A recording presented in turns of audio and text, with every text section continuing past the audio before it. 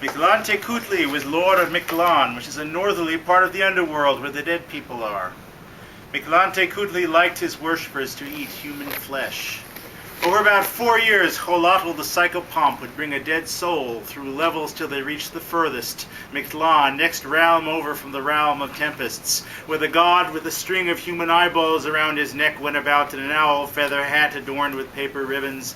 Miclantecuhtli, a god made of bones alone, with blood-slapped orbits and blood-dappled rib bones, and the red sack of his liver dripping from his belly, and blood pit-a-pat on molars and the thigh bones and metatarsals, the lord of Mictlan with a sanguinary spine, owls and bats and spiders about him in a thick cloud, Miclantecuhtli in his windowless house, Miclantecuhtli his nasal bones slick with blood. Beside him, the lady of the dead, guardian of bones, death my saint, Miclantecuhtli, she who was an infant on an altar and then was wedded to the lord of Mictlan, Miclantecuhtli, who was an infant till the knife fell and then became an old lady with a bone face, skull-headed hag with a spear and shield, she who keeps the dry remains of the dead undisturbed, and around her in a thick cloud the Miclantecuhtli who had died in childbirth, snatchers of babies at every crossroads, eagle-clawed menaces, enemies to young mothers, and Miclantecuhtli was their lord, and Miclantecuhtli sent them.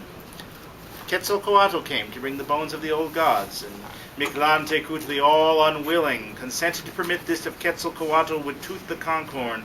Toot, toot, toot, toot, 4 times as he circumambulated the land of Mictlan, then giving over our conch with no hole to aspire into was Miclantecuhtli laughing in his bloody teeth.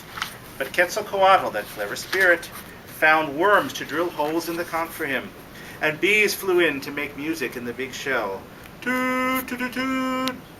And so Quetzalcoatl departed with the bones, but Miclantecuhtli, still all unwilling, set the corpses to digging, made a pit and put a partridge in it, and Quetzalcoatl, coming out with the bones in his arms, was shocked to death when the big bird bounded out. Quetzi being dead, the bones broke, and for this it is said, people are different sizes and shapes these days. Quetzi did, in the end, gather the bones, which the snake woman ground to meal, and the gods dropped blood into the dish. And so modern people came into being. And modern people, as we know, chatter because we are afraid of death.